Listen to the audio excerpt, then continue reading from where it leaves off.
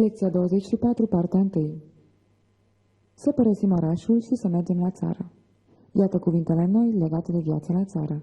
Ascultați și repetați. Village, Sat, comună.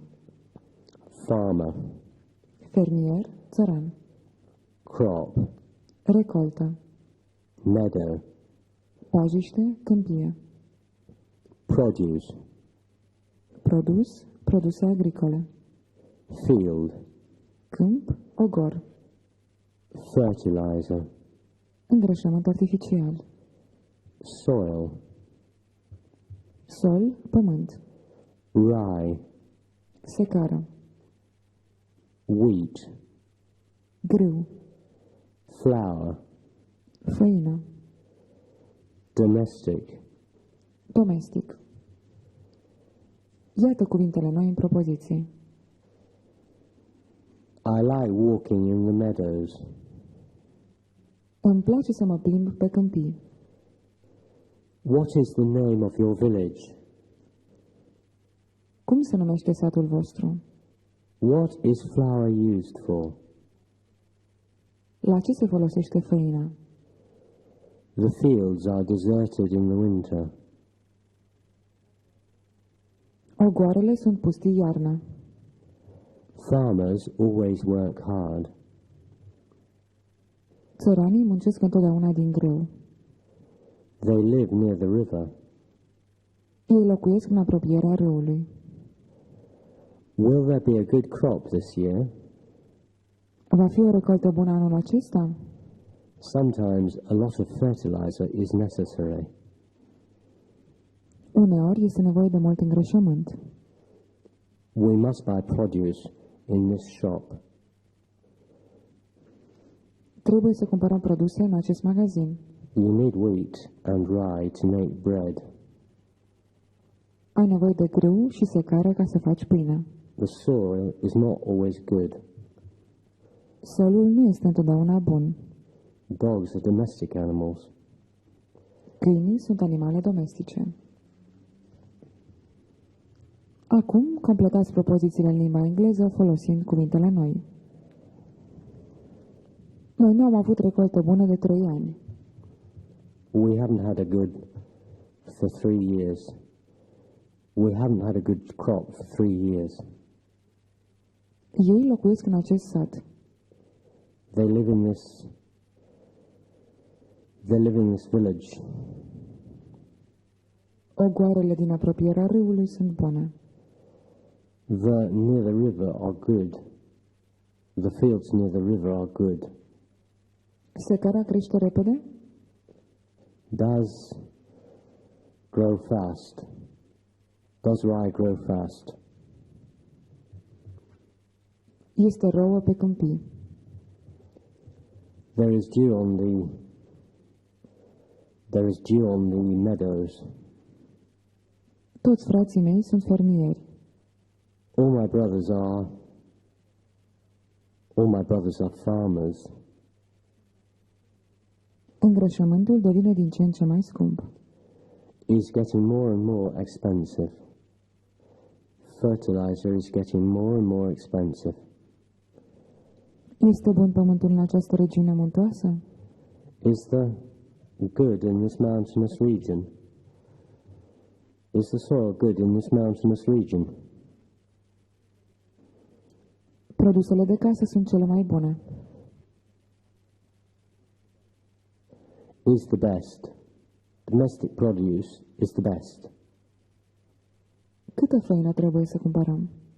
How much must we buy? How much flour must we buy? Încercați să traduceți singuri în limba engleză următoarele propoziții. Ce drăguț din partea ta că faci asta. How good of you to do it. Ce săptămână bună a fost aceasta. How good a week that was. Ce frumoasă era casa aceea. How nice a house it was. Ce minunate sunt aceste câmpii. How beautiful these meadows are. Urmează expresii și cuvinte englezești noi. In the country, La țară. to make hay, A cosi, a usca fânul.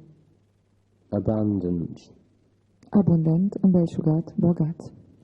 favorable, Favorabil. rural, Rural, de țară, rustic. holiday, Zi de odihnă, vacanță, concediu. Vom folosi acum noile cuvinte într-un dialog. Ascultați cu atenție. Where did you spend your holiday? I was in the country. What did you do there? I made hay. What? Yes, my friend is a farmer. He had an abundant crop this summer, so I went there to help him. And how did you like the rural life?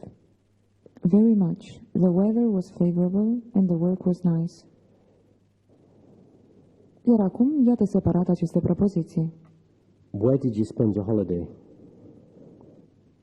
Unde ți-ai petrecut concediul? I was in the country. Am fost la țară. What did you do there? Ce ai făcut acolo? I made hay. Am cosit fân. What? Ce? Yes, my friend is a farmer. Da, prietenul meu este fermier. He had an abundant crop this summer, so I went there to help him. El a avut o recoltă bogată în această vară, așa că am mers acolo ca să-l ajut. How did you like the rural life? Și cum ți-a plăcut viața la țară? Very much. The weather was favorable and the work was nice. Foarte mult. Timpul a fost favorabil și munca a fost plăcută. În continuare, completați următoarele propoziții în limba engleză cu cuvintele care lipsesc. Azi este un vânt favorabil. There is a wind today. There is a favorable wind today. Aceste împrejurimi rurale sunt foarte liniștite. These surroundings are very quiet. These rural surroundings are very quiet. Mi-am petrecut concediul acasă. I spent at home. I spent my holiday at home. Trebuie să cosim repede fânul. We must fast. We must make hay fast. Această recoltă este mai bogată decât cea anterioară. This crop is more than the previous one. This crop is more abundant than the previous one. La țară nu este multă circulație. There is not much traffic. There is not much traffic in the country. Să exersăm pronumele relativ, Which? care. Traduceți în limba română. Which of them do you know? Pe care dintre ei îl cunoști? Which of those cars have you bought? Dintre aceste mașini pe care ai cumpărat-o? Which of them have you recently met? Cu care dintre ei te-ai întâlnit recent? Which of these houses do you like the best? Care dintre aceste case îți place cel mai mult? Which of these rivers is the longest? Care dintre aceste râuri este cel mai lung? Which of these books have you already read? Pe care dintre aceste cărți ai citit-o deja? Iată un grup de vorbe noi. To thresh, A trăiera, to fertilize, a fertiliza, to dig, a săpa, a face săpături, to grind, a măcina, a râșni, to plow. a ara. Urmăriți cum se folosesc aceste verbe în propoziții. We have threshed the wheat. Noi am trăierat grâul. Have you fertilized your fields? Ți-ai fertilizat pământurile? They dug their potatoes last week.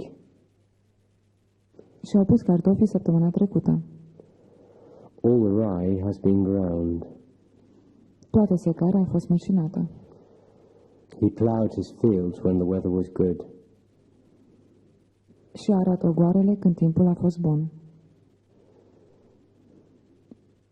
În continuare, completați propozițiile englezești cu formele corespunzătoare ale verbelor.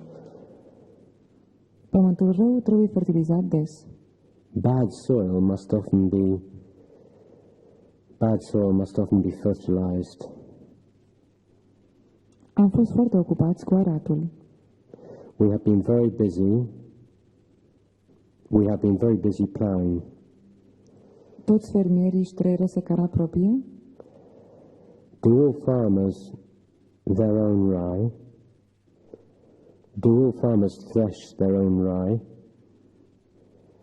Săparea cartofilor este o muncă grea? Is potatoes hard work? Is digging up potatoes hard work? Când grâul este măcinat, devine făină. When wheat it becomes flour. When wheat is ground, it becomes flour. Traduceți următoarele propoziții în limba engleză. Care dintre voi este cel mai în vârstă? Which of you is the eldest? Bărbatul care vorbește acum cu Peter lucrează în biroul meu. The man who is talking to Peter now works in my office. Fiica mea, a cărui soț este medic, tocmai și-a cumpărat o casă. My daughter, whose husband is a doctor, has just bought a house. Cine știe unde este mama mea? Who knows where my mother is? Peter, pe care l-ai văzut ieri, este fermier. Peter, whom you saw yesterday, is a farmer. Recolta de anul trecut a fost mai bună. The crop which we had last year was better. Copiii noștri, care sunt acum la Londra, învață engleza. Our children who are in London now learn English. Bărbatul care stă acum în mașina aceea este o persoană foarte importantă. The man who is sitting in this car now is a very important person. Îmi place să fac afaceri cu oameni care sunt demni de încredere. I like doing business with people who are reliable. Ce ai pus pe masă? What have you put on the table? Ce drăguț din partea ta că ne-ai scos cartofii. How nice of you to dig up our potatoes. Ei sunt oameni cărora le place să trăiască la țară. They are people who like living in the country. Ce favorabilă a fost vremea. How favorable the weather has been. Părinții mei, care au 2 case, tocmai au cumpărat-o pe a 3-a. My parents, who have 2 houses, have just bought the third one. Țăranii care nu folosesc îngrășăminte au o recoltă mică. Farmers who use no fertilizers have small crops. Acesta este țăranul care a cosit deja fânul.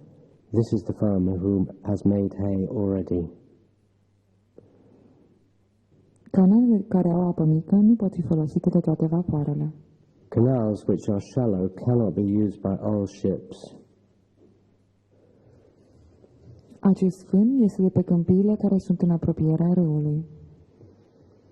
This hay is from the meadows which are near the river. Acesta este omul a cărui făină a fost furată? Is this the man whose flour has been stolen? Sora lui, care merge încă la școală, vrea să devină profesoară. His sister who goes to school wants to be a teacher. Ce fată frumoasă este ea! How beautiful a girl she is. Acestea sunt ogoare care nu merită să fie arate. These are fields which are not worth plowing. Țăranii din acest sat, care au întotdeauna recolte bune, folosesc îngrășăminte. The farmers from this village who always have good crops use fertilizers. Grâul crește din belșug în acest an. The wheat is abundantly growing this year. Ei sunt oamenii cărora le-am vândut recolta noastră. They are the people whom we have sold our crop.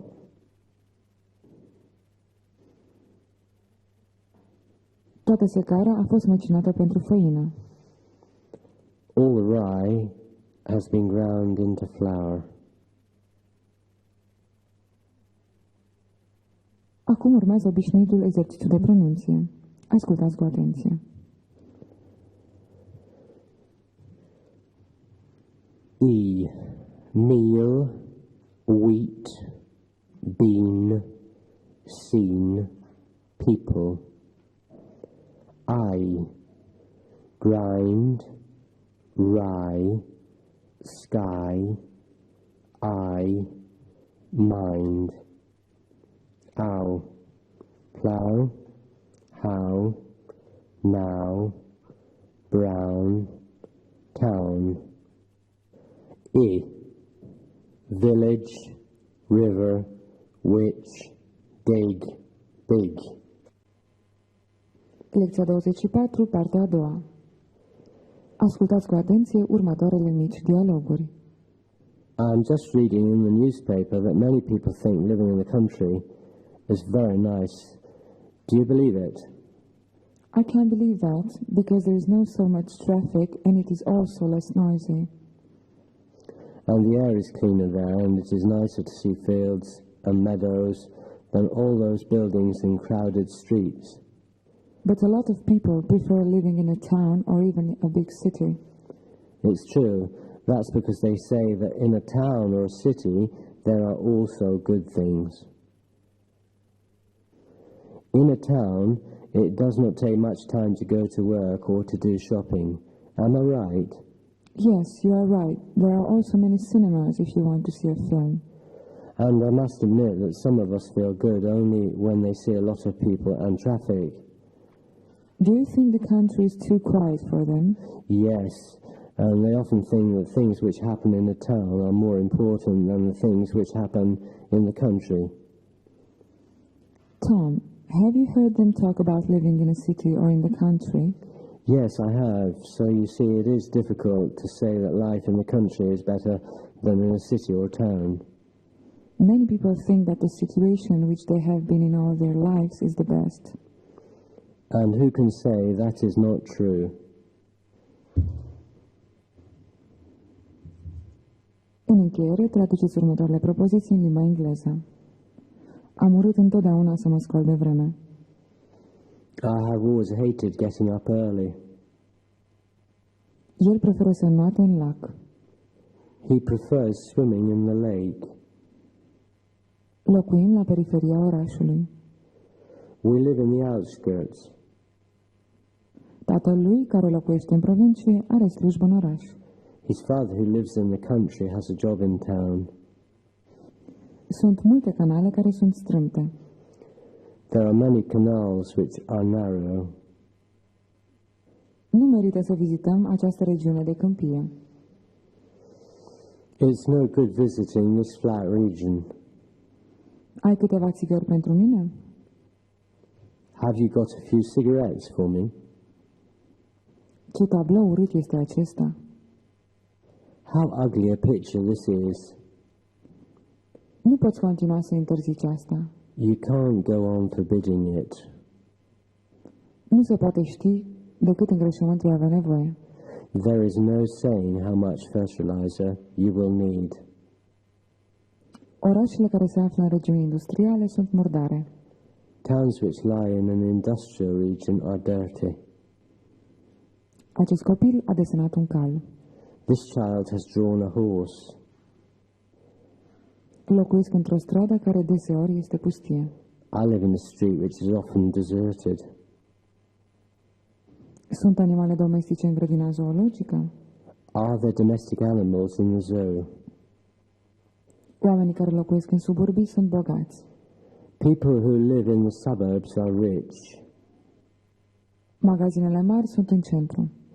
The department stores are in the center. Ești atât de drăguț să hrănești azi animalele?